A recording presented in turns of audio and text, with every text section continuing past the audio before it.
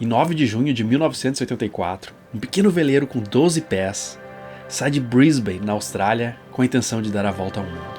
O nome do veleiro era A Croca Australis, e o seu comandante era Sérgio Testa, que morou uns anos no Brasil durante a sua adolescência.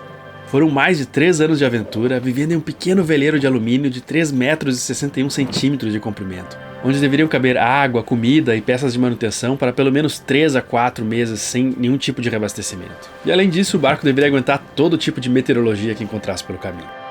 O primeiro dia que saí daí, quando coloquei na água, eu fiquei... Creio que era uma coisa como... fica livre. É como que você corta tudo da terra e sai. Para mim era um dia de liberdade grande, mas é muito também ansiedade. Tinha muita ansiedade também, porque para mim era uma viagem nova. Eu nunca fiz isso, nem sabia navegar. Aprendi depois no caminho. Nunca tive atravessado um oceano antes. Navegava um pouco, mas só pertinho. Então nem sabia se eu ia conseguir. Não sabia se eu ia ficar louco aí, né? Porque nem sabia quanto tempo ia passar no mar. Pode ser que, para mim, podia ser que ia ter passagem de 6 meses, ou quem sabe, talvez mais. Não sabia com a que velocidade ia o barco e tudo, não. Era tudo novo. Então eu estava muito ansioso. Estava contente, mas ansioso também. Uma vez eu tive a chance de entrar em uma câmara semi-anecoica, que é uma sala onde paredes especiais tiram qualquer tipo de reverberação. E eu encontrei ali um tipo de silêncio que eu não sabia que existia. Era algo até que causava um desconforto, eu nunca tinha escutado tanto silêncio. Eu tenho a impressão que quem já foi para o espaço e sentiu a gravidade zero deve ter sentido a mesma coisa. De uma experiência que você nunca sentiu na vida e que parece tão fácil de acontecer como se você só desligasse um botão. E foi assim que eu me senti quando dormi pela primeira vez sozinho no veleiro. Longe da internet, longe de tudo, parecia que nada podia atrapalhar aquela paz. Não tinha como receber um telefonema, não tinha nada que pudesse atrapalhar aquele momento. Era um silêncio que parecia gritar, um desligamento da sociedade que eu nem sabia que era possível. Alguma vez na vida você já ficou 2 dias sem falar com ninguém, nem por mensagem de texto, nem por telefonema? É interessante. Quando você está na sociedade, sempre lembra uma coisa que falou, que ouviu, ideias de outros, mas quando você vai no mar e fica aí para bastante tempo sozinho, aí você não pensa mais a mesma coisa, pensa diferente, começa a ter o seu mesmo... É muito difícil explicar, mas muitos inteligentes, gente que ficaram sozinhos para várias semanas, aí começa já se limpa a cabeça. Então, para mim era uma coisa reveladora. É uma coisa que sempre lembro isso. Isso foi muito interessante para mim. E Sérgio, muita gente me pergunta aqui no canal assim, qual é o tamanho mínimo para morar a bordo? Qual é o tamanho mínimo para fazer a costa brasileira? E eu te pergunto, qual é o tamanho mínimo para dar a volta ao mundo? Ainda não sei. Não sei, porque eu fiz a volta ao mundo com um barco de 12 pés. E para mim, quando eu construí esse barco, eu pensava, isto tem que ser o mínimo. Menos isso não pode, porque precisa lugar para roupa, lugar para comida, para água. E tem que navegar, o barco tem que navegar, não pode ser só pequeno. Se não naviga, não dá. Então, talvez 11 pés, mas não, muito menos, não. Aqui no Brasil é muito comum a gente ouvir assim, o mínimo para dar a volta ao mundo é 40 pés, o mínimo... E é meio que olhar o mundo somente com a própria régua, assim, né? Assim, o que você escuta muito isso e o que você pensa quando você escuta? Não, eu penso que tem uma regra, tem uma medida, é a proporção da conta bancária. Se você tem muito dinheiro, 60 pés é pequeno. Mas se você não tem nada, é por isso que eu fiz com 12 pés. É assim que minha conta era. O Sérgio hoje mora em um catamarã de alumínio que ele mesmo projetou e construiu, junto com a Robin, que tem também um longo relacionamento com o Brasil. Robin, como você conheceu o Sérgio? Conheci o Sérgio por causa de um terremoto. Estava lendo um jornal de vela na Califórnia, porque eu gostava de velejar, e estava folheando a revista e eu vi a palavra português. E eu pensei, por que será que tem a palavra português nessa revista? E era um artigo sobre Sérgio, e contou da viagem dele, do livro que ele tinha escrito.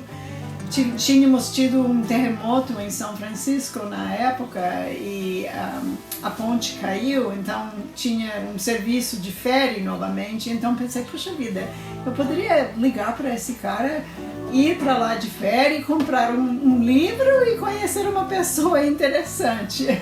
Mas primeiro ele teve que passar pela prova do português. Você já falava português? Sim, sim. Nós dois. Robin foi bolsista no Brasil, então aprendeu quando tinha 16 anos. 16 anos. E eu morava no Brasil quando meus pais foram para aí, eu tinha 7 anos. E ficamos aí 7 anos, depois voltamos para a França. Como foi construir o barco? Qual eram os recursos que você tinha e quais foram as preocupações construindo ele? Eu já estava construindo barcos para outros. Eu tinha uma empresa pequena com meu irmão e estávamos construindo barcos. Aí eu decidi, eu não quero mais isso, eu quero, como muita gente, quero fazer um barco e sair. Mas não tinha dinheiro para um barco grande, então decidi de fazer um barco menor, como podia fazer. Então já sabia o que precisava mais ou menos. Então o que precisava fazer era um barco que podia navegar, porque se o barco não dava para ir contra vento para muito tempo, aí não consegue. Não vale a pena tentar, se não pode ir contra vento para tanto tempo. Então pensei que essa medida era o mínimo. O desenho do barco eu achei que era bom assim. e quase foi certo. Podia ter um pouco diferente, mas não muito. E alguma modificação eu fiz no caminho e continua assim. E eu vi que você... ele era um barco de 12 pés, mas ele tinha coisas muito inteligentes, assim, pelo que eu pude acompanhar. Por exemplo, você conseguia... pilotar ele de dentro dele, né? Você não precisava sair para arrumar as velas e... Sim, isso era importante, porque já que é muito pequeno, você ia para fora para pegar o timão, para baixar velas e tudo, aí ficava tudo molhado em mau tempo e não dava, não. Então tudo tinha que ser controlado por dentro, a vista tinha que ser bastante boa, então tudo era feito de dentro. E foi uma boa coisa. Isso é uma coisa que eu gosto muito, porque quando faz mau tempo, você está no mar, é muito frio também. Quando fica molhado, aí é muito ruim. Em um pequeno veleiro como a Croc, é muito difícil secar roupa, ou ter espaço para ter outras roupas secas se precisar trocar. Esse parece um detalhe besta e corriqueiro, mas para quem já esteve no mar aberto, especialmente com chuva e ondas, sabe que a hipotermia é um problema real, especialmente se você estiver sozinho e tiver que ficar o tempo inteiro no leme. Os cabos você conseguia puxar eles, caçar eles de dentro também da... Sim, tinha vários spools que estavam por cima do deck, e a manivela passava através com um fio e a manivela estava por dentro, então a corda estava fora e a manivela por dentro, e assim tinha mais ou menos, eu creio que tinha seis spools. Eu não sei em português. Carretéis eu acho que é a melhor tradução, porque não são catracas, como é comum se ter no veleiro. Você tinha uma ideia de quanto a sua vida estava em risco? Em algum momento você achou que esse risco era excessivo por ser um barco muito pequeno, ou você tinha tudo sob controle?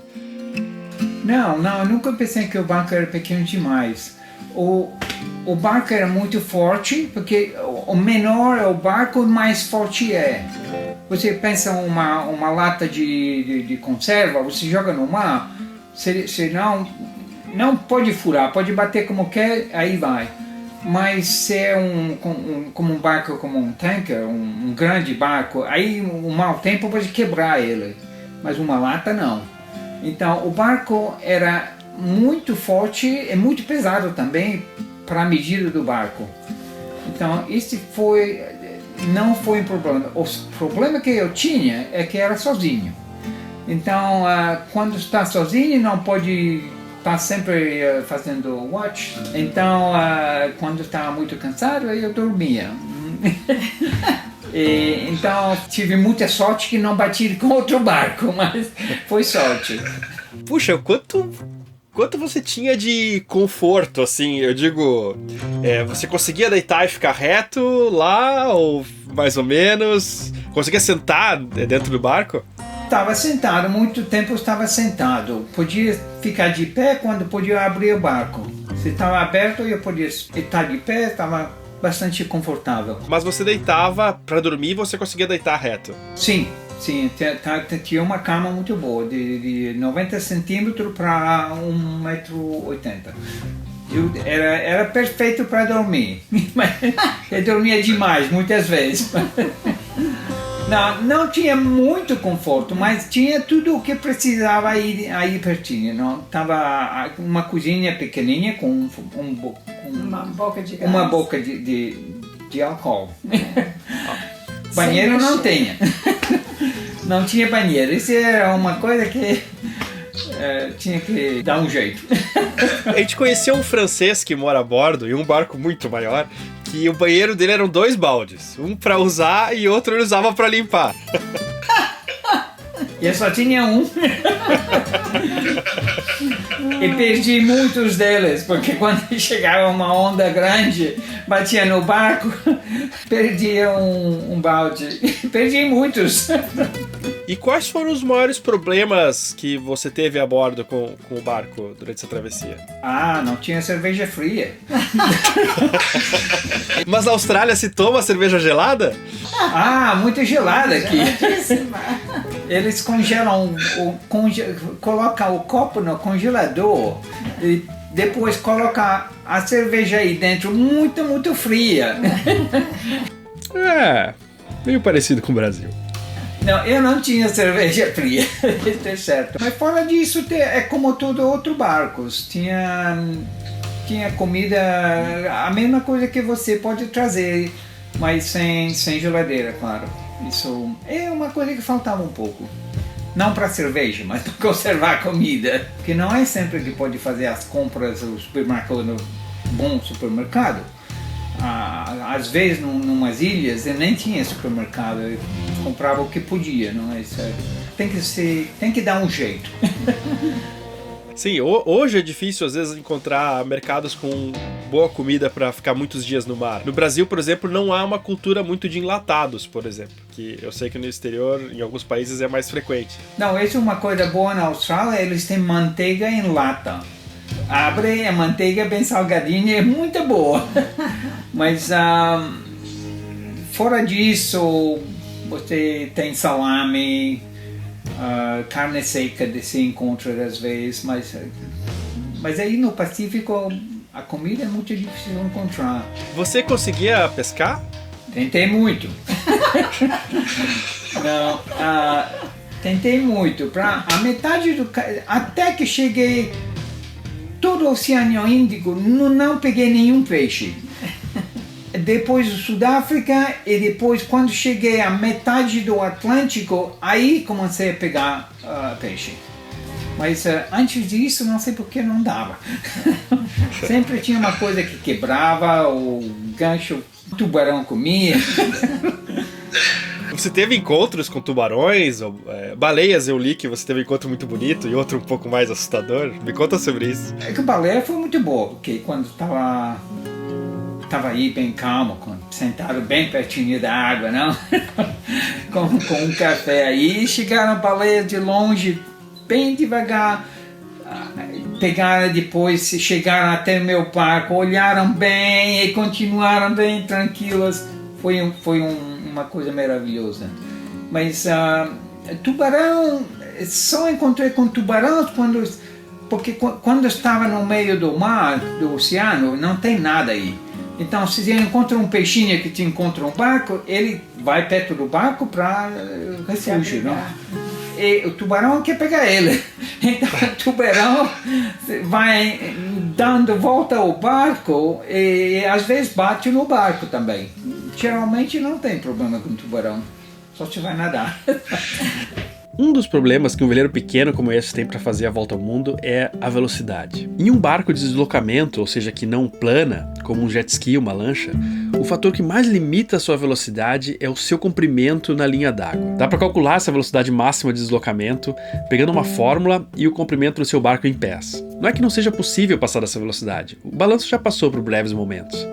Mas a quantidade de energia que você precisa para aumentar um nó depois desse limiar é muito maior do que precisava antes. E é por isso que a maioria dos barcos de longo curso são todos de deslocamento. Os navios conseguem andar a 15, 20 nós porque eles têm uma linha d'água muito maior. Como o vento é de graça, você pode pensar que então não tem problema andar tão rápido assim se tiver vento suficiente. O problema é que o vento vai forçar o mastro e as velas de uma maneira bastante desproporcional também. Em nós fazia o máximo era 5 nós. Quando tinha o mar calmo e um bom ventinho, aí 5 nós era muito fácil. Mas a média é mais ou menos 2, 3 nós. E muitas vezes um nó também. E às vezes ia para trás. Mas geralmente ia mais ou menos 2,5, 3 nós. Era bom. Usando o vento e a paciência como combustível, o Sérgio e o Acroc, depois de passar pelas Ilhas Coco e pelas Ilhas Maurício, em junho de 1985 chegou em Madagascar, onde o incêndio por pouco não acaba em tragédia. Com o fogão, isso era minha culpa, foi uma coisa muito estúpida, incrível. Quando fazer uma viagem de 3 anos, tem que fazer uma coisa estúpida, então eu fiz aí. Estava cozinhando pancakes, como se chama pancakes? Panqueca. E eu tinha um fogão que funcionava com álcool. Então o álcool estava acabando e o fogo ia apagando. Eu não queria parar de fazer pancake, não tinha que deixar aí. Então peguei a garrafa de álcool e queria colocar aí no tanque que estava aí atrás. E colocando o álcool aí dentro, uma onda bateu no barco, mexeu o barco e o álcool não caiu no buraco, caiu no lado. Então a flama foi no tanque e dentro da garrafa de plástico, e a garrafa de plástico explodiu. Com todo o álcool a 90 graus, uma coisa assim. Então, o álcool foi todo no barco, que não podia jogar, porque não tinha espaço para jogar essa garrafa, mas nem tinha tempo, porque o fogo entrou lá dentro e fazia boom, de repente quase. Então, estava tudo queimando. Dentro do barco estava queimando e eu estava queimando a minha barba e eu sentia o barulho da barba que queimava, né? Então eu subi para fora e mergulhei na frente do barco para poder pegar o barco de novo. Então, quando eu subi de novo no barco, estava tudo queimando, então o fogo estava saindo daí do hatch e o extintor estava aí dentro do barco. Então, mas eu estava já tudo molhado, não é um grande problema, não. Então, entrei no barco, muito rápido, tudo isso foi 3 segundos, alguns segundos, não. Entrei dentro do barco, peguei o extintor e apaguei tudo, mas que foi uma bagunça. Imagina? Tudo queimado, a poeira de todo lado, essa coisa branca do extintor. E depois, aí comecei a sentir a dor do fogo queimado. Porque eu tinha um t-shirt, uma camiseta, e underwear. E tudo fora. Isso não tinha nada. As pernas estavam nuas, o braço estava nu, o pescoço, a cabeça. E isso tudo queimou. Então, não foi para muito tempo, mas queimou bastante e doía muito. Então eu estava como em choque, porque estava com frio, muito frio. Era quente, o sol estava queimando, mas eu estava com frio e não sabia o que fazer. Então coloquei uma tela por cima no barco, que não podia entrar dentro do barco, não podia ficar aí dentro, porque estava quente. Ficou muito quente dentro do barco. Então fiquei fora aí, coloquei uma cobertura e esperei muito tempo aí. Depois, pouco a pouco, comecei a começar a poder navegar depois de alguns dias, porque eu creio que por 2, 3 dias aí estava na cama aí e não fazia nada. Colocava crema na queimadura, pegava painkillers, tableta contra dor e esperava. E depois de alguns dias aí comecei a navegar de novo e depois uma semana ou 2 cheguei a Madagascar. E aí em Madagascar eles pensavam que era um terrorista. Não porque tinha cor diferente, porque tinha muitas marcas de queimadura que eram brancos, mas não sei por que pensava que era um terrorista. Ou talvez ele pensava que todos são terroristas. E um terrorista com experiência, né? Porque já estava queimado, sobreviveu. Ah, sim! Um homem-bomba com experiência, né? Não, mas eles pegaram tudo. Pegaram o rádio de VHF, pegaram o livro de bordo, pegaram o flares. Não sei como se chama isso. Sim, o sinalizador. Então, isso. Porque para ele pode ser uma coisa para dar sinal para outro barco, não sei.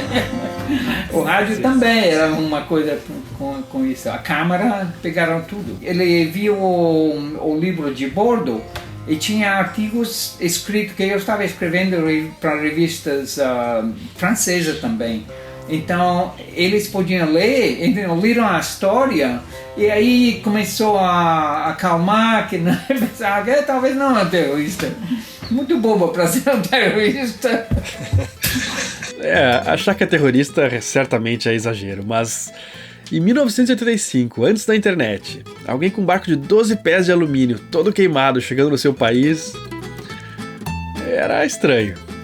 Geralmente a gente via um barco tão pequeno, ou não acreditavam que chegava da Austrália, ou acharam muito gozado. Era interessante também. E por isso que foi uma viagem muito interessante, a causa que o barco era muito pequeno também. Mas num lugar como Madagascar, ele nunca viu um barco assim, não sabia que o barco normalmente não são pequenos assim. Então para ele era um barco como outro. Mas depois de algum tempo foi um lugar muito interessante que eu gostei muito do Madagascar. Eu não voltaria aí porque é uma bagunça incrível, mas foi um lugar interessante, muita gente muito amigável, e me ajudaram bem, e gostei. Tem lugares, né, que não são muito organizados, mas são legais de ficar, né? Por exemplo, tem o Tom Jobim, vocês com certeza conhecem, né? O músico mais famoso do exterior, assim, que a gente tem. E ele elogiava muito os Estados Unidos, ele gostava muito de música americana, né? E em determinado momento alguém falou pra ele, mas então por que você não vai pra lá e fica lá, né? Aí ele falou, lá é bom, mas é ruim. Aqui no Brasil é ruim, mas é bom. É certo. Não, é quando você estava falando, tem muitos lugares que não estão bem organizados. São bons, mas não são organizados. Mas isso é todo mundo. É o mundo inteiro assim. É uma bagunça. Algumas pessoas que têm uma oportunidade na vida de fazer algo que elas sabem que vai marcar a vida delas e que vai fazer elas serem lembradas por muito tempo. Eu tive a sorte de entrevistar algumas delas, como o Sérgio. É bem razoável usar esse critério para medir a importância de alguma coisa ou ação. o quanto ela vai ser lembrada. Os gregos antigos tinham uma fascinação por essa imortalidade. Não uma imortalidade de carne e osso, mas aquela que faz você ser lembrado pelas pessoas que ficam, pelos atos que você fez. Na mitologia e na história grega, essa é uma preocupação constante de heróis como Aquiles ou Leônidas de Esparta. Hoje acho que quase ninguém pensa dessa forma, ou tem isso como objetivo. Mas muitas das pessoas que pensaram assim acabaram influenciando muito a nossa vida. Você teve um outro problema em Cape Town. Cape Town. Curtiu a praia um pouco? Todo lado. O Cape Town foi que era... Não, eu cheguei aí quando era muito, muito forte o vento. Era muito ruim. É um dos piores ventos que tinha nessa época. E quando eu cheguei aí, foi ao meio da noite, tinha uma baía grande e eu não chegava aí na marina, no porto. E então eu pensei, vou à esquerda, à direita, Boreste Bombori. contra vento de cada lado, até que ia chegar aí perto. Eu estava chegando aí perto, mas no meio da noite, como sempre, eu sou um pouco optimista demais. Eu não sei se é possível dar a volta ao mundo em 12 pés sem ser um otimista. Porque eu pensava, eu vou ficar desperto, meia hora vai deste lado, outra meia hora vai deste lado, aí vai... Não, mas depois de pouco tempo eu não despertei mais, não. Você dormiu. Não acordei mais. Então bati na praia, bati em alguma pedra, o barco foi jogado na areia bem acima, porque as ondas bateram o barco mais para cima. Então depois de 10 minutos eu estava aí seco, não tinha água mais, nada. O barco completamente seco. Aí no meio da noite eu estava tonto, sem dormir também. Aí eu voltei para dentro do barco e dormi até amanhã. Não podia chegar pior. O bom com um barco desse tamanho é que talvez alguém tenha botado em cima de uma caminhonete e eu não sei se tu botou pro mar de uma... Não, era meia tonelada o peso do barco, então era bastante pesado. Mas o barco é muito forte, porque sendo pequeno era mais forte, então não sofreu muito. Eu imagino que chegar com esse barco nos lugares devia ser tipo assim, um imã pra amigos, né? Porque você chegava nos lugares, todo mundo queria conversar com você sobre isso, imagina. Ainda hoje. A causa do barco, tanta gente que conheci, amigos no mundo, até hoje tenho amigos aí em volta do mundo a causa do barco. Incluso Robin. Se não era o barco, eu não encontrava Robin também. Então, foi bom. Em maio de 1986, após atravessar o Atlântico e parar em ilhas isoladas como Santa Helena e Ascensão, o Serge chega ao Brasil. Mas só pode ficar 3 dias, porque como era australiano, ele precisava de visto para entrar no Brasil. Isso foi sorte minha. Nessa viagem, sim. Na outra viagem, não. Mas essa viagem aí foi só 3 dias. Mas eram 5, mais ou menos.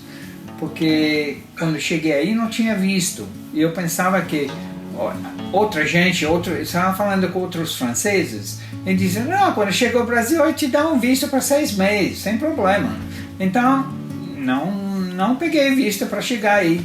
E quando eu cheguei a Natal, ele me disse, onde está o de vista? Você é australiano, aqui não, pode ficar só 3 dias. E mesmo isso nem queriam. Com 3 dias dá tempo para fazer uma compra, lavar uma roupa e Ir embora. ir embora. Cara, eu fico imaginando o que é a cabeça dos caras que operavam o canal do Panamá quando viu passar. Um pouco tontos também eram. Porque normalmente no Panamá tem que ser 4 pessoas a bordo para pegar as cordas, as linhas para amarrar o barco. E um piloto também. Então já tem que ter 5 pessoas a bordo, mais vocês são 6 pessoas. É uma loucura. Eles sabiam que o barco era dessa medida. Então chegaram aí, normalmente sou eu que tenho que preparar a gente para pegar as cordas, mas esse não tinha. E chegou o piloto viu o barco e disse, não, vai amarrar com outro barco, eu vou no barco dele.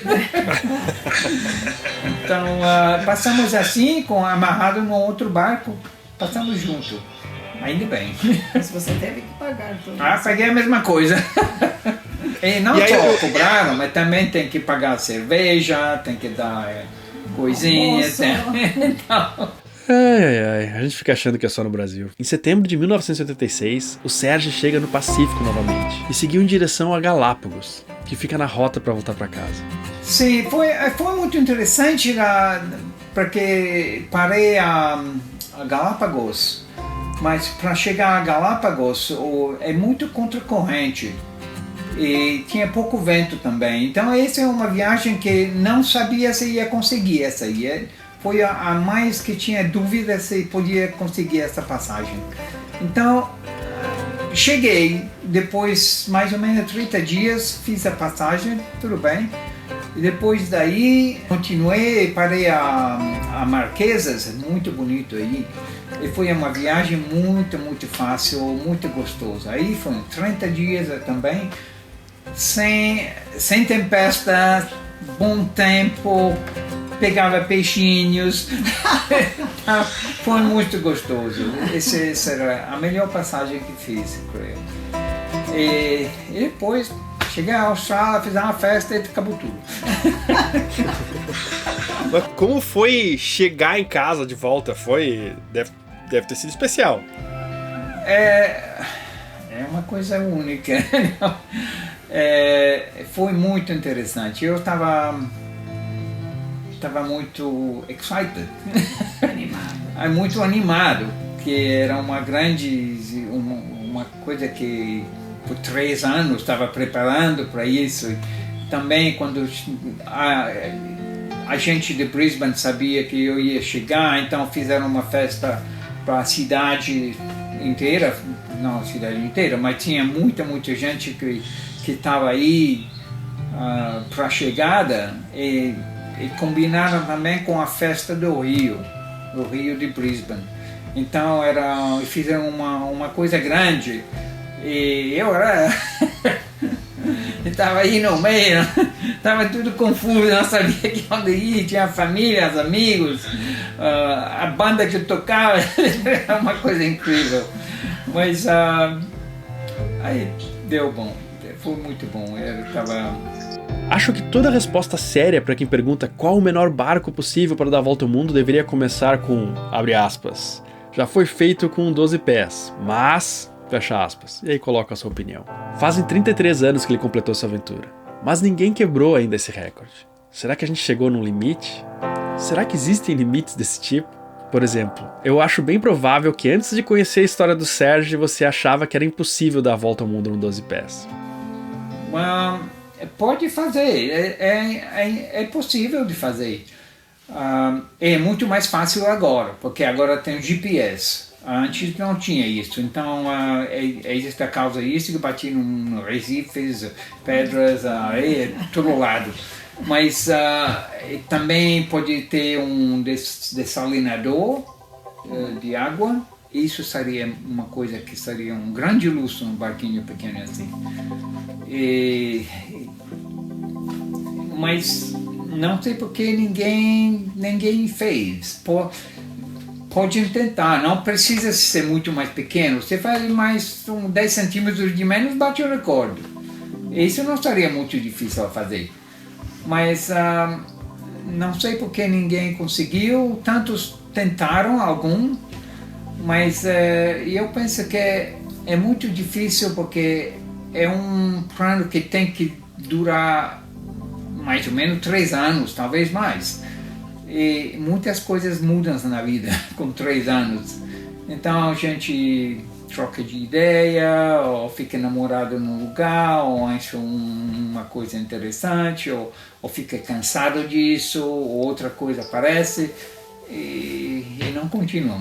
Mas, eu tenho a impressão, fiquei imaginando assim, por exemplo, se eu fizesse, né? Eu acho que, por exemplo, construir o barco, claro que tem lá a sua dificuldade, mas é um barco pequeno, não é um barco caro de construir, né?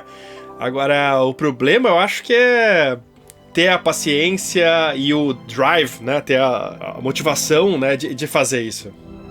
Tem que ter muitas, como eu disse, as planetas têm que ser todas alinhadas, não é?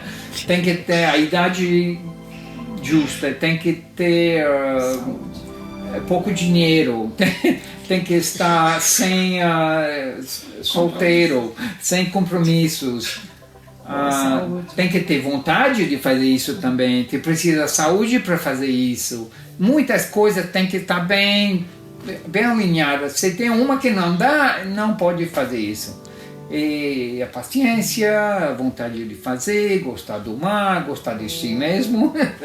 Que você tem que ser capaz de enfrentar e solucionar problemas, porque você tem vai ter muitos. Você tem que adaptar e você tem que usar o que tiver. Muita gente consegue solucionar um problema se tiver todas as ferramentas em lugar, mas não é assim no barco. Mas muito mais tem que ter muita sorte também.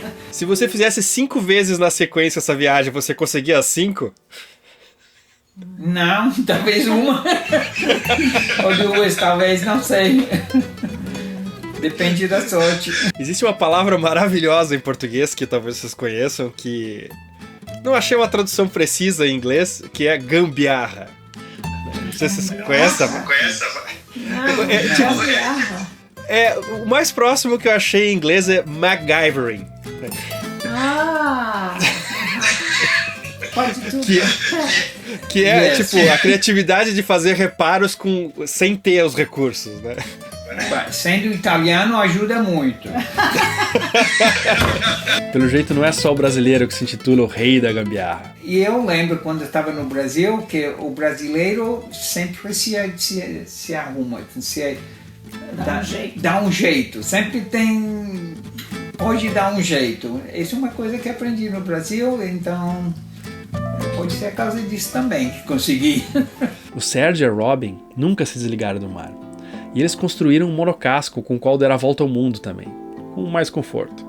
E hoje moram nesse catamarã de alumínio que eu tinha falado antes. Por que quem vai morar no mar dificilmente volta pra terra? Boa pergunta. Eu acho que gostamos da beleza do mar, gostamos de velejar, gostamos de viajar. Nós dois gostamos muito de ter o nosso próprio ambiente conosco quando vamos ver o mundo. É bom sempre ter aonde ir. Eu digo que é a única forma de conhecer o mundo sem deixar de ser sedentário.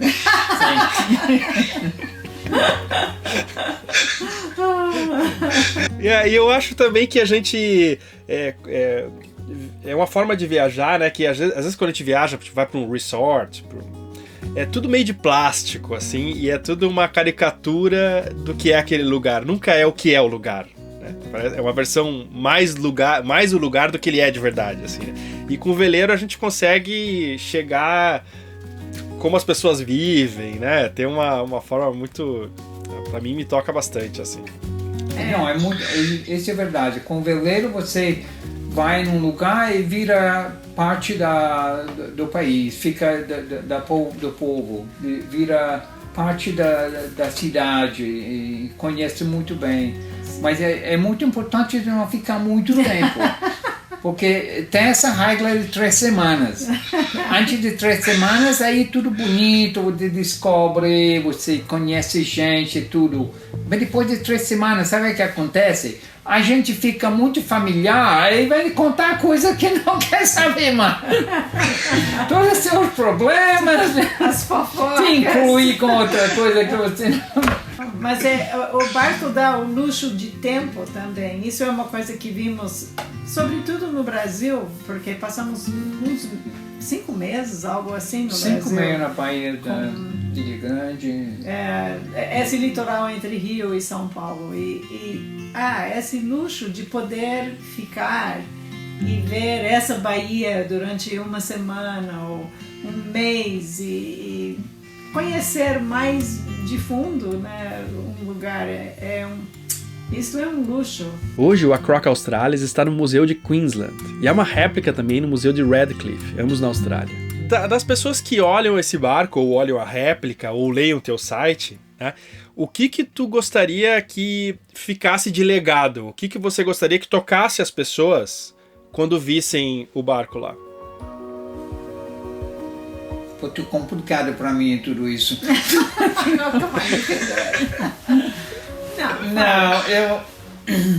Mas tem várias gente que me escreveram.